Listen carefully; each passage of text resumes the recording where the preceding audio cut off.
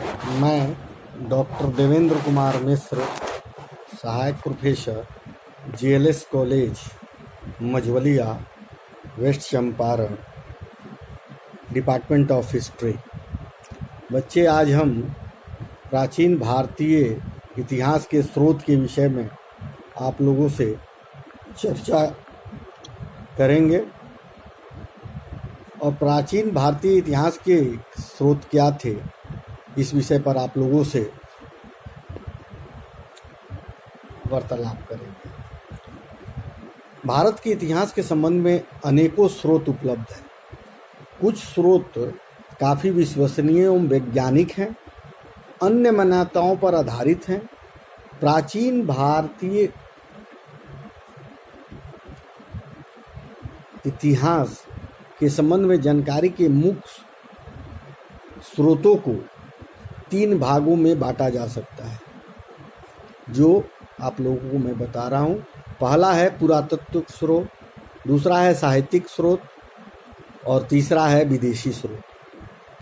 तो पुरातात्विक स्रोत आर्कियोलॉजिकल सोर्सेज जो है, जिसमें खुदाई से प्राप्त होती है, या India archaeological survey of India जो है उसके द्वारा जो प्राप्त होता है, उसके आधार पर है। पुरातत्व स्रोत का संबंध प्राचीन अभिलेखों, सिक्कों, स्मारकों, भवनों, मूर्तियों तथा चित्रकला से है। यह साधन काफ़ी विश्वसनीय है, जैसे अशोक स्तंभ है। यह प्राचीन अभिलेख जहाँ जहाँ भी हैं, उस समय के जो सिक्के हैं, उस समय के जो भवन हैं, उस समय के जो मूर्ति हैं, उस आधार पर भी हम प्राचीन भारतीय स्रोतों को समझ सकते हैं। इन स्रोतों की सहायता से प्राचीन काल की विभिन्न मानवीय गतिविधियों की काफ़ी सटीक जानकारी हमें मिलती है। इन स्रोतों से किसी समय विशेष में मौजूद लोगों को रहन सहन, कला, जीवन शैली एवं अर्थव्यवस्था इत्यादि का ज्ञान होता है। इनमें से अधिकतर स्रोतों का वैज्ञानिक सत्यापन किया जा सकता है। इस प्रकार के प्राचीन स्रोतों का अध्ययन करने वाले अन्वेषकों को पुरातत्वविद कहा जाता है। अब जैसे अभिलेख क्या चीज़ है? भारतीय इतिहास के संबंध में अभिलेखों का स्थान अति महत्वपूर्ण है। कैसे भैया? भारतीय इतिहास के बारे में प्राचीन काल के कई शासकों के अभिलेखों से काफ़ी महत्वपूर्ण जानकारी हमें मिलती है। यह अभिलेख पत्थरों पर है, स्तंभ पर है, धातु की पट्टियों पर है तथा मिट्टी की वस्तुओं पर उकरे हुए प्राप्त हुए हैं।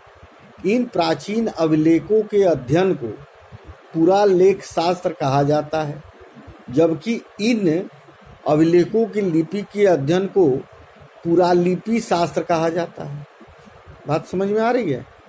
जबकि अभिलेखों के अध्ययन को एपिग्राफी कहा जाता है। अभिलेखों का उपयोग शासकों द्वारा आमतौर पर अपने आदेशों का प्रचार प्रसार करने के लिए करते थे। क्या करते थे? अभिलेख जो करते थे शासक, उससे अपने आदेश के प्रचार प्रसार करने के लिए उपयोग करते थे। यह अभिलेख आमतौर पर ठोस सतह वाले स्थानों अथवा वस्तुओं पर मिलते हैं। अब आपको इस प्रकार के अभिलेख मंदिर के दीवारों, स्तंभों, स्तूपों, मोहरों तथा ताम्रपत्र इत्यादियों से हमें प्राप्त होते हैं। यह अभिलेख अलग अलग भाषाओं में लिखे गए हैं। इनमें से प्रमुख भाषाएं क्या है? संस्कृत, पाली। दक्षिण भारत की भी कई भाषाओं का अभिलेख हमें प्राप्त हुआ है। भारत के इतिहास के संबंध में सबसे प्राचीन अभिलेख सिंधु घाटी सभ्यता से प्राप्त हुई है। यह अभिलेख औसतन 2500 ईसा पूर्व के समय काल के हैं। सिंधु घाटी सभ्यता की लिपि अभी तक डिकोड न किया जाने के कारण अभी तक इन अभिलेखों का सार अभी तक ज्ञात नहीं हो सका है। सिंधु घाटी सभ्यता की लिपि में प्रतीक चिन्हों का उपयोग किया गया है और अभी तक लिपि का डिकोड नहीं किया जा सका।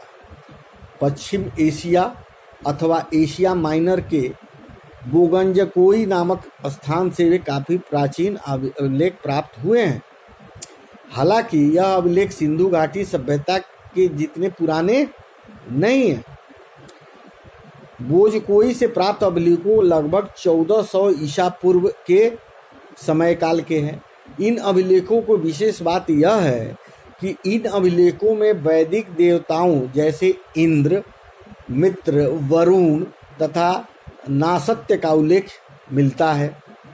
ईरान से भी प्राचीन अभिलेख नक्श-ए-रुस्तम से प्राप्त हुए हैं। ईरान से भी कुछ प्राचीन अभिलेख के द्वारा हमें कुछ बातें या कुछ नक्श-ए-रुस्तम प्राप्त हुए हैं। इन अभिलेखों में प्राचीन काल में भारत और पश्चिम एशिया के संबंध में वर्णन मिलता है। भारत के प्राचीन इतिहास के अध्ययन में यह अभिलेख अति महत्वपूर्ण है।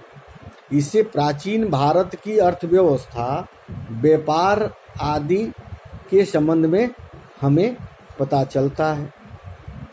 ईरान के कस्साइट अभिलेख प्राप्त हुए हैं, जबकि सीरिया के भिन्नती अभिलेख में आर्य नामों का वर्णन किया गया है। मौर्य सम्राट अशोक ने अपने शासन काल में काफी अभिलेख स्थापित किए। अशोक स्तंभ आज भी भारत में कई जगह उपलब्ध है। ब्रिटिश पुरातत्वविद जेम्स प्रिंसेप ने सबसे पहले 1837 ईस्वी में अशोक के अभिलेखों को डिकोड किया, उसे समझा, पढ़ा। यह अभिलेख सम्राट अशोक द्वारा ब्राह्मणी लिपि में उत्कीर्ण करवाए गए थे। अभिलेख उत्कीर्ण करवाने का मुख्य उद्देश्य शासकों द्वारा अपने आदेशों को जन सामान्य तक पहुंचाने के लिए किया जाता था। सम्राट अशोक के अतिरिक्त अन्य शासकों ने भी अभिलेखों में उत्कीर्ण करवाए। यह अभिलेख सम्राट द्वारा किसी क्षेत्र पर विजय अथवा अन्य महत्वपूर्ण अवसर पर उत्कीर्ण करवाए जाते थे। प्राचीन भारत के संबंध कुछ महत्वपूर्ण अभिलेख इस प्रकार है। ओडिशा के खारवेल में हाथी गुफा अभिलेख, रुद्रदमन द्वारा उत्कृत किया गया जूनागढ़ अभिलेख, सातवाहन शासक गौतमी पुत्र सातकर्णी का नासिक में गुफा में उत्कीर्ण किया गया अभिलेख, समुद्रगुप्त का प्रयाग स्तंभ अभिलेख, स्कंदगुप्त का जूनागढ़ अभिलेख, यशोवर्मन का मंदसौर अभिलेख, पुलकेशिन द्वितीय का ऐहोल अभिलेख, प्रतिहार सम्राट भोज का ग्वालियर अभिलेख तथा विजयसेन का देवपाड़ा अभिलेख। अधिकतर प्राचीन अभिलेखों में प्राकृत भाषा का उपयोग किया गया है। अभिलेख सामान्य उस समय की प्रचलित भाषा में खुदवाए जाते थे जो उस पीरियड में जिस भाषा का प्रयोग होता था। कई अभिलेखों में संस्कृत भाषा का उपयोग संदेश उत्कीर्ण किए गए हैं। संस्कृत का उपयोग अभिलेखों में ईसा के दूसरी शताब्दी में दृश्यमान होता है। संस्कृत अभिलेखों का प्रथम प्रमाण जूनागढ़ अभिलेख से मिलता है। यह अभिलेख संस्कृत भाषा में लिखा गया है। जूनागढ़ अभिलेख 150 ईस्वी के शक सम्राट रुद्रदमन द्वारा उत्कीर्ण करवाया गया था। रुद्रदमन का शासन काल 135 ईस्वी से 150 ईस्वी के बीच था। प्राचीन काल में लेन देन के लिए उपयोग की जाने वाली वस्तु विनिमय व्यवस्था के बाद सिक्के प्रचलन में लाए गए। पहले तो सामान से डिस्ट्रीब्यूट होता था, एक सामान से दे के दूसरा सामान ले लिया जाता था। पहले जब हम लोग छोटे थे उस समय भी धान देकर आइसक्रीम खरीद लेना, धान दे के आलू खरीद लेना, धान दे के फल खरीद लेना, धान गेहूं दे के मछली खरीद लेना, ऐसे कई वस्तुएं किराने के सामान को खरीदना। वो आज भी देहात में कई जगह ऐसी बातें होती हैं जिसमें नगद देने की बात नहीं होती है। कोई सामान देकर दूसरा सामान लेने की प्रथा आज भी सुदूर ग्रामीण में ऐसी व्यवस्था है। इन शासकों के समय जो सिक्के थे वो विभिन्न धातुओं के थे, जैसे सोना, तांबा, चांदी इत्यादि से निर्मित किए जाते थे। प्राचीन भारतीय सिक्कों की एक विशेषता यह है कि इनमें अभिलेख नहीं पाए गए हैं। आमतौर पर प्राचीन सिक्कों पर चिन्ह पाए गए हैं। इस प्रकार से सिक्कों का आहत सिक्के कहा जाता है। इन सिक्कों का संबंध ईसा से पहले 5वीं सदी से है। उसके पश्चात सिक्कों को थोड़ा बदलाव आया। इन सिक्कों को तिथियां, राजा, देवता चित्र अंकित किए जाने लगे। आहत सिक्कों के सबसे प्राचीन भंडार पूर्वी उत्तर प्रदेश तथा मगध से प्राप्त हुए हैं। भारत में स्वर्ण मुद्राएं सबसे पहले हिंद यूनानी शासकों ने जारी की और इन शासकों ने सिक्कों के निर्माण में डाई विधि का उपयोग किया। कुषाण शासकों द्वारा जारी की गई स्वर्ण मुद्राएं सबसे अधिक शुद्ध थी, जबकि गुप्त शासकों द्वारा सबसे ज़्यादा मात्रा में स्वर्ण मुद्राएं जारी की गई थी। सातवाहन शासक ने शीशे की मुद्राएं जारी की थी। उस समय के जो स्वर्ण मुद्राएं चलती थी, आज भी हम लोग उसे देखते हैं। स्वर्ण मुद्राएं को जो प्रचलन है, जो भर में डाई में ढाला जाता है आज भी, जिसे हम लोग असरफी के रूप में याद अभी आज के डेट में उसे समझते हैं। तो उस समय जो सिक्के का प्रचलन होता था, जो डाई के अंदर उस चीज़ों को लिखकर उसमें ढाला जाता था, जो दूसरी तरफ वैसी बातें निकलती थी।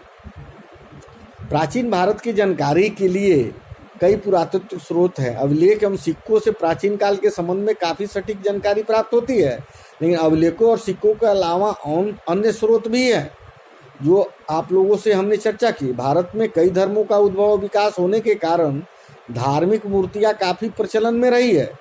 मूर्तियाँ प्राचीन काल की धार्मिक व्यवस्था, संस्कृति एवं कला के बारे में जानकारी प्राप्त करने के महत्वपूर्ण साधन है। प्राचीन भारत में सारनाथ, भरहुत, बोधगया, अमरावती मूर्तिकला के मुख्य केंद्र थे। विभिन्न मूर्तिकला शैलियों में गंधार कला तथा मथुरा कला प्रमुख है। वृत्तभाण का प्रकार समय के साथ साथ परिवर्तित होता गया। सिंधु घाटी सभ्यता में लाल मृत भांड, उत्तर वैदिक काल में चित्रित भूषुर वृत्तभाण, जबकि मौर्य काल में काले पालिश किए गए वृत्तभाण प्रचलित थे। वृत्तभाण के प्रकार रूप में नवनीता एवं प्रगति अलग अलग समय काल में हुई। चित्रकला से प्राचीन काल के समाज एवं व्यवस्थाओं के बारे में विविध जानकारी प्राप्त होती है। चित्रों के माध्यम से प्राचीन समय के लोगों की जीवन, संस्कृति तथा कला की जानकारी मिलती है। मध्य प्रदेश में स्थित भीमबेटका की गुफाओं के चित्र में प्राचीन काल के संस्कृति विविधता का आभास हमें होता है। साहित्यिक स्रोत क्या थे? भारत के इतिहास के संदर्भ में सर्वाधिक स्रोत साहित्यिक स्रोत है। प्राचीन काल में पुस्तकें हाथ से लिखी जाती थी। हाथ से लिखी गई इन पुस्तकों को पांडुलिपि कहा जाता है। पांडुलिपियों को ताड़पत्रों या भोजपत्रों पर लिखा जाता था। इस प्राचीन साहित्य को दो भागों में बांटा गया। अब हम आपसे इस सब विषयों पर अगले व्याख्यान में आपसे बात करेंगे और आपसे समझने का कोशिश करेंगे कि उस समय के धार्मिक स्रोत कैसे थे, विदेशी स्रोत कैसे थे, कैसे इन सब बातों पर आगे चल के ये भारतीय संस्कृति का हम लोगों ने कैसे जाना, स्तंभ के द्वारा ताम्रपत्र पे जाना। तो साहित्यिक स्रोत और धार्मिक साहित्य, इन हिंदू धर्म से संबंधित साहित्य, वेद, इन सब बातों पर हम आप लोगों से अगले व्याख्यान में बात करूंगा, क्योंकि ये लंबा वीडियो हो जाएगा और आप लोगों को इस समय कोरोना काल में इस ऑनलाइन ही आपसे रूबरू होने का मौका मिल रहा है। आगे कल मैं इससे आगे की विषयों पर आप लोगों से चर्चा करूंगा। तब तक के लिए धन्यवाद।